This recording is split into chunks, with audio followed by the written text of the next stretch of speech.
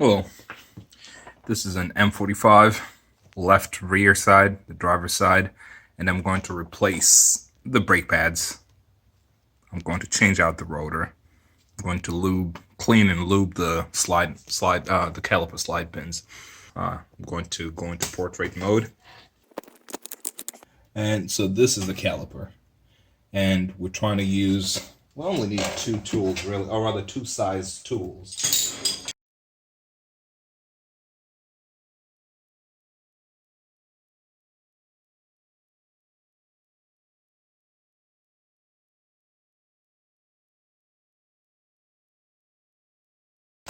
One is your 14 millimeter, this right here, for your slider pins, right? This one and this one. Let's take those off. Might need to use a breaker bar. And the other one down here, I don't know if the video can show that. It's actually because of this arm right here, the clearance is a little tight, but yeah, it's doable. So hope you ate your Wheaties, because there you go. I'll come back to talk about these slider pins.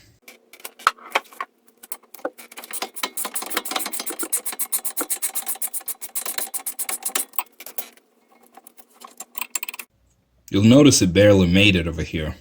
On the right side, for whatever reason, it was much tighter, and I couldn't really slide it out. But we'll be back, okay? Remove this. I usually just place it over here. Then the brake, the caliper bracket, this one right here, on the 06 M45, it's 19 millimeter bolts. So slide the brake pads out. So this is as much as you need to do if all you're doing is the brake pads. If you're removing the rotor as well, this is why you go to the next stage.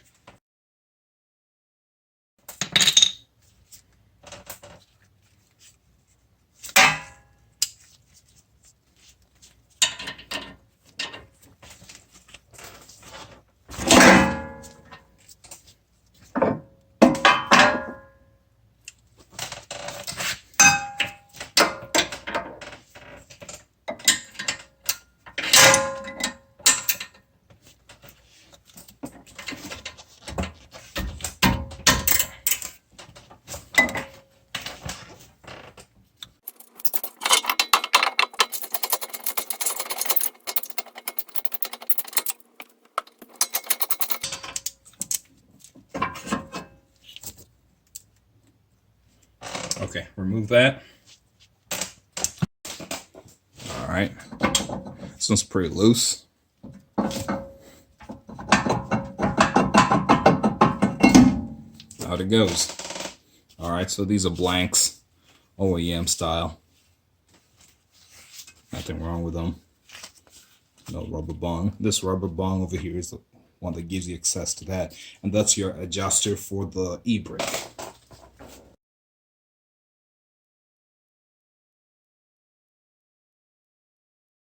Well, I guess I should say so. Here are your brake shoes, and this is how you adjust, up, brings this closer together, down, brings these further apart. And further apart means that it's gonna grab a little sooner.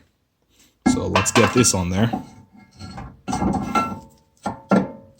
And what I'm gonna do is go test the e-brake, get it, push on the e-brake and see, make sure it holds. Right now, I mean, it's not the thickest. These shoes are pretty low, but I'll get to it eventually. This is a project car. Right now, I just want the engine to run. Then I can deal with all the other costs later. I had these, so they're free to me. Why not do them right now, right?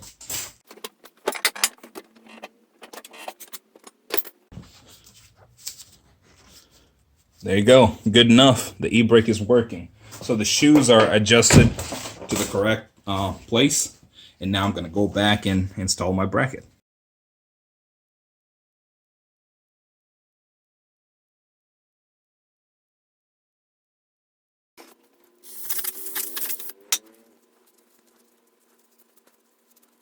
And now what I'm going to do is clean this holes in here. I like to clean them. Get some brake clean shit in here. See how gunky that was?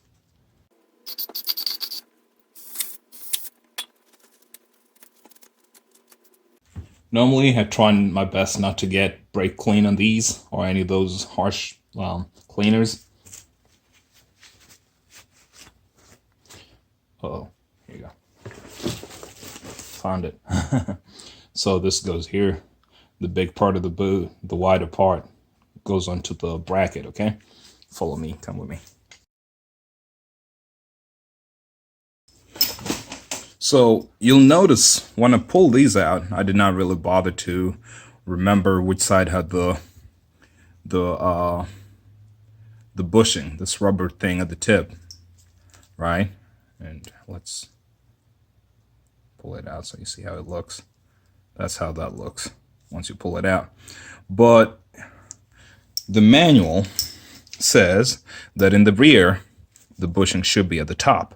So what I do to remind myself is I rut that bushing up. I mean, no errors or anything. And one of the reasons I didn't really have an error or anything is because on this bracket is actually from the right side of a different car, and 06 M45 as well, but it works just as well. And I've actually checked the depth in here. It's the same top and bottom, so it doesn't really matter, you know, whether you put this on the left side or the right side, right? It's the same, you know. It doesn't bottom out, by the way. It just looks like it.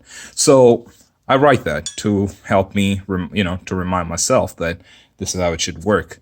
And so what I'm going to do now is with this, I usually lube the pins. Do your best to only lube the shaft, not the tip. And the reason is when you send this thing down the hole and you actually have grease on the tip, it might mess with the sliding action. That's what makes them shoot back out. So just, you know, caution.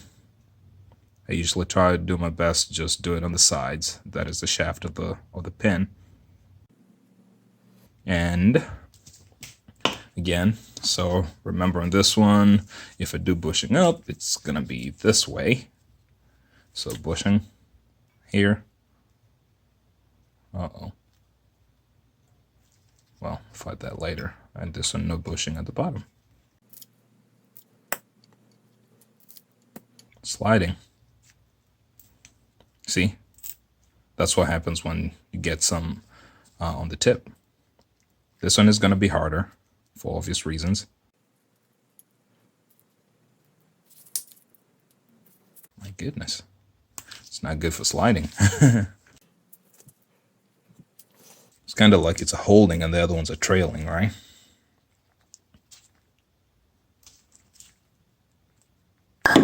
Whoa. Okay, how about a little more grease here?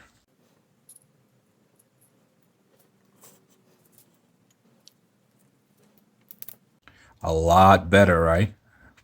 So I usually do this before even, you know, semi-mounting it on the car. Okay, so here you go. And take, well, I'll leave them in for now. But you'll see a certain complication when you do it the right way, which might explain why some people end up doing it, you know, with this one. Does this look a little longer? Not sure. Anyway, let's go here. Okay, get your 19 millimeters. And you notice it goes through here first and onto the bracket, right? Well, that one's not very evident. Through here and onto the bracket, okay? So what I usually do is I start with the top one. Well, sorry, I forgot to lube something else. But sometimes you end up fighting them so much that you might rather just lube them later. Replace those, by the way. As you can see, I'm working with used parts, so I'm not really messing with it that much.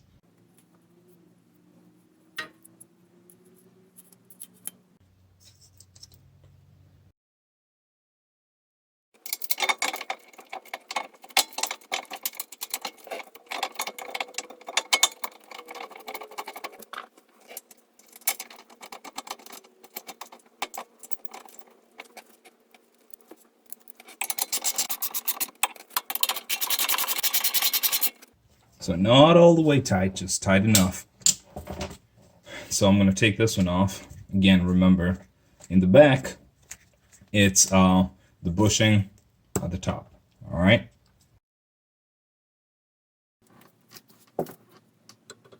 There you go. That's a problem you're going to run into.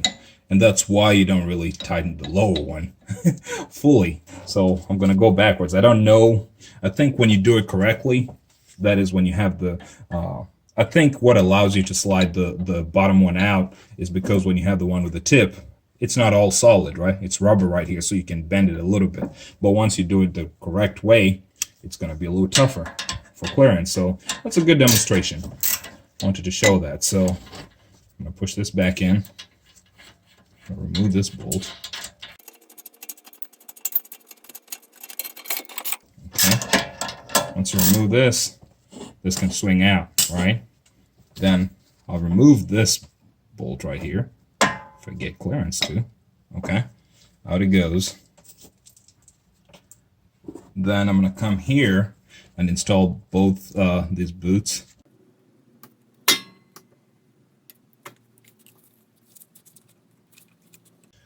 Okay, once the boots are on, it's time to bring the, the caliper, the piston, so to say.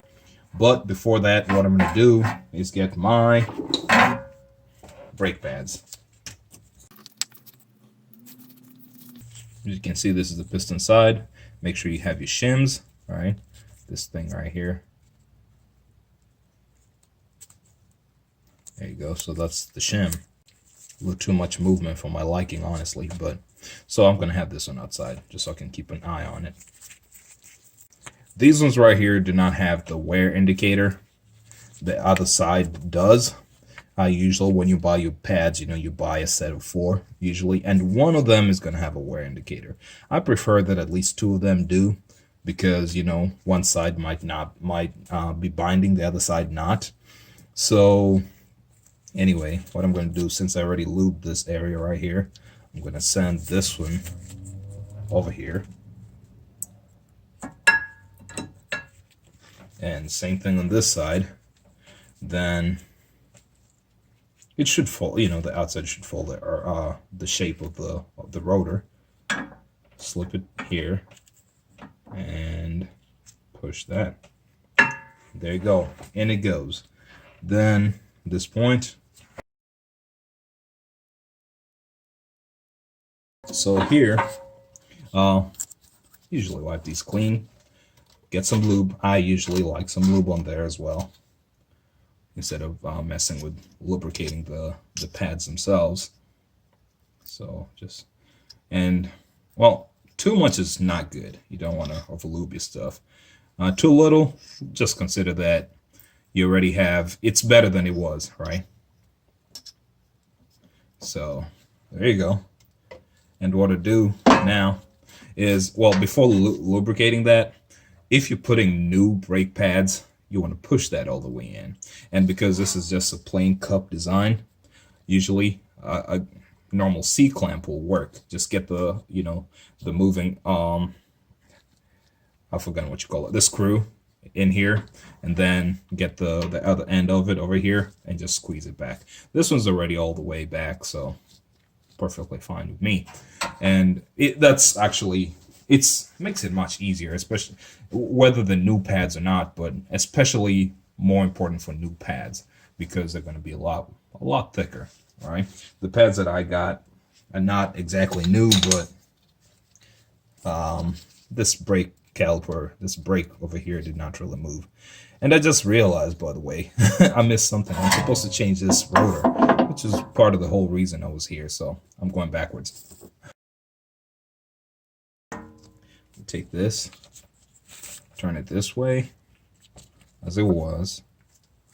Make sure it can go over the brake pads, which it can. Again, remember, the one with the boot goes to the top, and being me, I'm gonna lube it again.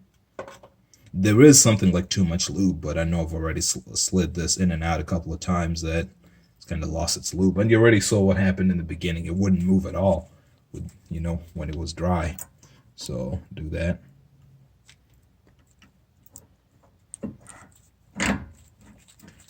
And start threading it.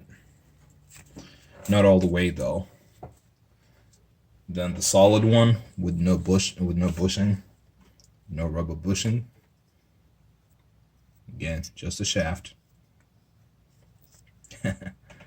It's the opposite of that joke, right? Just a shaft, guys. Then what I'm going to do is swing the entire assembly out, right? Insert this in here.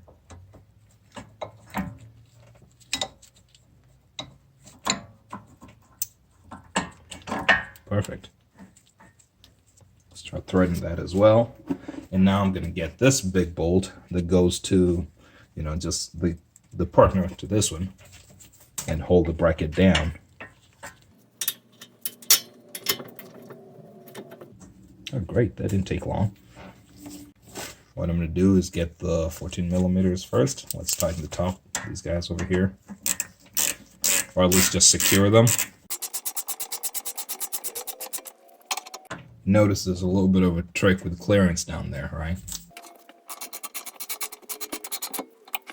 Then the 19 millimeters.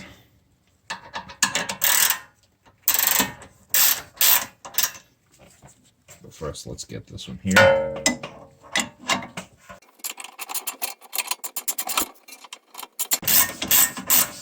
This is what I call seeing with your hands.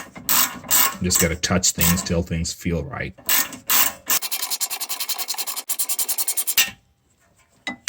And I know right now it feels like you're loosening it because you're going this way on that side, right? But if you're not an abstract thinker, just hold this and just do the tightening motion, then just work on the bolt. So it doesn't really matter what direction it's going. There is a torque spec to that, but believe me or not, I'm actually pretty well calibrated to torque these fasteners. Engines, those I actually follow the torque spec. These other things, yeah.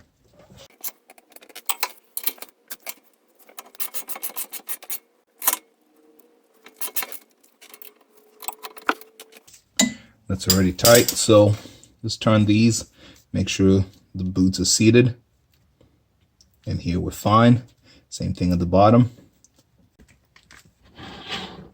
So there you go. That's a brake job on 2006 Infiniti M45, and M35 would be the same as well. It's over, and we're confident with what we did. Good luck, and ask any questions, give any constructive and critical feedback. I do appreciate that. This is a video for the rear brake job, and it's going to start with an apology because, first off, I'm not the biggest fan of night lighting, but we're in that season of the year where daylight really goes away so fast, so I have to close the garage doors so the bugs don't eat me, and this is what you end up with.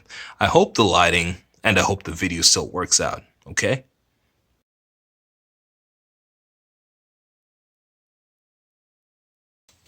And I've got this slotted one over here. You'll notice that the marks are facing backwards. Some people like these marks, you know, so that when you're driving forward, they look like this. Other people like it that when you're driving forward, they look like they're clawing into the ground. It's a matter of preference for some of these. I know this one explicitly says right. If you can see that R over here. It's an R, take it from me. It says, and actually I even marked it right rear. However, this was just where it came from on the other car. In installation, I'm actually going to do it as a matter of preference because this is in the technical spec. The manual actually says that what matters is the vanes inside. You see, you can barely see them here, but these slots in there, in between, right in here, in between the sandwich layers, that's what matters. You want those flinging backwards, you know, as you move forward. For this one right here, they're just going straight out, so it doesn't really matter, right? However, some of them would, these would actually be going backwards against this, so that's why, you know, just to be safe, they tell you install them in the other side, so that when you have these going forwards, the slots, the vanes inside are actually going backwards. And then when you're going forward, these vanes, the ones that actually really work for your air dissipation, air and heat dissipation, are flinging the air backwards. But so for these, I'm only doing this because it's a straight and it doesn't really matter what way they're going. So I'll link that in the description, and it should help explain that matter.